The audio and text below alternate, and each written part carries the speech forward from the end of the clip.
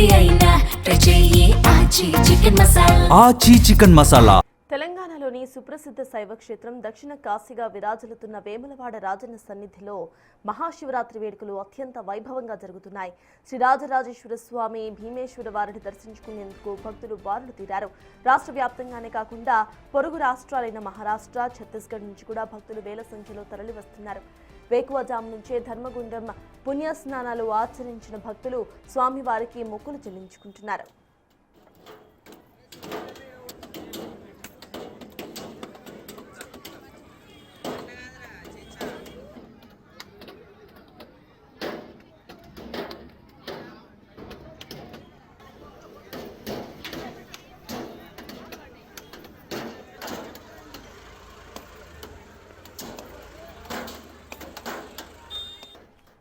వేములవాడ ఆలయానికి ఉన్న ప్రత్యేకత కోడెమొక్కు. భక్తులు ఎడ్లమ్మ ఆలయ ప్రాంగణంలో ప్రదక్షిణ చేయించి స్వామివారికి సమర్పిస్తున్నారు. ఇవాళ తెల్లవారుజాము నుంచి వేల సంఖ్యలో కోడెమొక్కులు చెల్లించుకోవడంలో ఆలయ ప్రాంగణం కోలాహలంగా మారింది. మహాశివరాత్రి పర్వదినాన్ని పురస్కరించుకుని తిరుమల తిరుపతి దేవస్థానం అధికారులు స్వామివారికి పట్టు వస్త్రాలను సమర్పించారు. ప్రభుత్వ ప్రతినిధులు కూడా స్వామివారిని దర్శించుకుని ప్రత్యేక పూజలను నిర్వహించారు.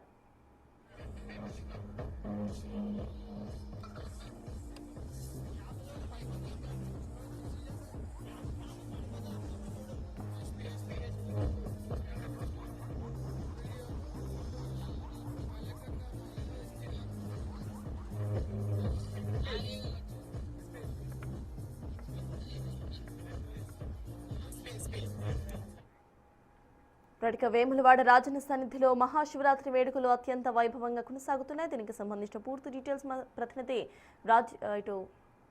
శ్రీనివాస్ అందిస్తారు. శ్రీనివాస్, చెప్పండి, అక్కడ అప్డేట్స్ ఏంటి? కోడె మొక్కుల కోసం భక్తులు ఇప్పటికే బారులు తీరినట్టుగా తెలుస్తుంది. ఇక్కడ సిచ్యువేషన్ ఎలా ఉంది? దక్షిణ కాశీగా పేరొందినటువంటి వేములవాడ రాజరాజేశ్వర కూడా భక్తులతో నిండినటువంటి ఎక్కువ జాము ప్రాతः కాలం లోపల ఇటు శివయ్యను దర్శించుకోవడానికి అయితే ఇటు ఉమ్మడి కర్నూలు జిల్లా వ్యాప్తంగా అయితే పెద్ద ఎత్తున కూడా దారులన్నీ వేములవాడకి అనే విధంగా అయితే మొత్తం జన సంతోషంగా మారినటువంటి పరిస్థితి. ఆలయాల పరిసరాలన్నీ కూడా ఉమ్మడి కర్నూలు జిల్లా లోపల ఉన్నటువంటి ఓం నమ శివాయ నామస్మరణంతో మారిపోతున్నటువంటి పరిస్థితి. ప్రస్తుతం మనము వేములవాడ రాజరాజేశ్వర స్వామి ఆలయం లోపల ఉన్నాము. ఇక్కడ పెద్ద ఎత్తున కూడా ఉదయం సమయం లోపలనే పెద్ద ఎత్తున కూడా భక్తులు రాజరాజేశ్వర స్వామిని దర్శించుకోవడానికి అయితే బారులు తీరినటువంటి విషయాలను మనం చూడవచ్చు. రాజరాజేశ్వర స్వామి ఆలయము పునర్నిర్మాణం జరుగుతున్నటువంటి నేపథ్యం లోపల ఇటు భీమన్న ఆలయం లోపల ఇటు దర్శనాలు ఏర్పాటు చేశారు. ఇప్పుడు మహాశివరాత్రి ఉత్సవాలు కూడా భీమన్న ఆలయం లోపలనే జరుగుతున్నటువంటి నేపథ్యం లోపల అన్ని ఏర్పాట్లు కూడా చేసి ఇటు ఏర్పాట్లు చేసినటువంటి నేపథ్యం లోపల భక్తులు పెద్ద ఎత్తున కూడా ఇటు శివయ్యను దర్శించుకోవడానికి అయితే వస్తున్నటువంటి పరిస్థితి. వేములవాడ రాజరాజేశ్వర క్షేత్రం అనగానే మనకు గుర్తుకు వచ్చేది కోడె మొక్కులు. ఇక్కడ కోడె మొక్కులు కోరిన కోరికలు తీరిస్తే కోడె మొక్కులు చెల్లించుకుంటారు. ఇది చాలా రోజుల నుంచి కూడా వస్తున్న ఆనవాయితీ. భారతదేశం లోపలనే ఎక్కడ శివయ్య క్షేత్రం లోపల లేని విధంగా కోడె మొక్కులు అనేటువంటివి వేములవాడ రాజన్న ఆలయం లోపలనే ఉంటాయి. ఇక్కడ పాడి పంటలు సమృద్ధిగా పండిన తర్వాత రాజన్న దర్శనానికి వచ్చి కోడె మొక్కులు చెల్లించుకోవడానికి అయితే భక్తులు పెద్ద ఎత్తున కూడా ఇంట్రెస్ట్ చూపుతూ ఉంటారు. అంటే తమ కోరిన కోరికలు తీర్చిన వెంటనే కోడె మొక్కులు చెల్లించడం వస్తున్నటువంటి నేపథ్యం. ఇప్పుడు భీమన్న ఆలయం లోపల ఏర్పాటు చేసినటువంటి ప్రత్యేక క్యూ లైన్ల లోపల భక్తులు పెద్ద ఎత్తున కూడా బారులు తీరినటువంటి పరిస్థితి. ఉదయం అంటే శివరాత్రి సమయమున ప్రాతः సమయం లోపల ఉదయం 4 గంటల నుంచే ఇటు శివయ్యను దర్శించుకోవడానికి భక్తులు వస్తూ ఉంటారు. ఉదయం సమయం లోపల ఇక్కడికి వచ్చి ఇటు కోడె మొక్కులతో పాటుగా శివయ్యను దర్శనం చేసుకుంటే ఎంతో పుణ్యం, జన్మల పుణ్యం అన్నటువంటి నేపథ్యం లోపల ఇక్కడికి వస్తున్నటువంటి పరిస్థితి అయితే మనం చూడవచ్చు. ఇక్కడ క్లియర్ గా మనం విజువల్స్ లోపల కూడా చూడవచ్చు. కోడె మొక్కులు తీసుకోవడానికి వస్తున్నటువంటి భక్తులు పెద్ద ఎత్తున కూడా ఇక్కడికి తరలి వస్తున్నారు. ఆ కోడె మొక్కులు అంటే భారతదేశం లోపల ఎక్కడ లేని విధంగా ఈ కోడె మొక్కుల సాంప్రదాయం వేములవాడ లోపలనే ఉన్నటువంటి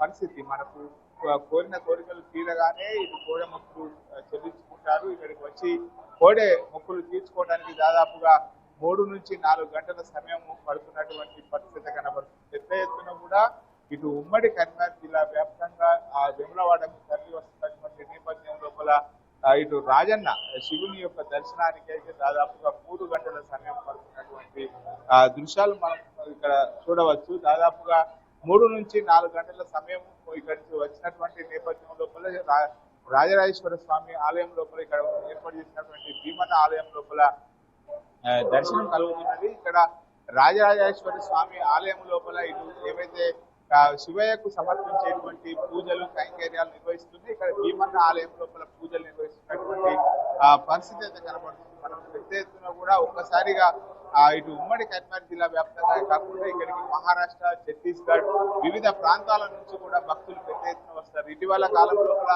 సమ్మక్క సారలమ్మ జాతర వచ్చినటువంటి నేపథ్యం లోపల ఇక్కడికి పెద్ద ఎత్తున కూడా భక్తులు వచ్చి దర్శించుకోవడంతో కొద్దిగా అంటే గతంతో పోలిస్తే శివరాత్రి సందర్భంగా కొద్దిగా భక్తుల రద్దీ ఇక్కడ తగ్గిందని చెప్పుకోవచ్చు. ముఖ్యంగా ఇక్కడికి రావడానికి చాలా నిన్న రాత్రి సమయం లోపలనే బయలుదేరి వస్తుంటారు.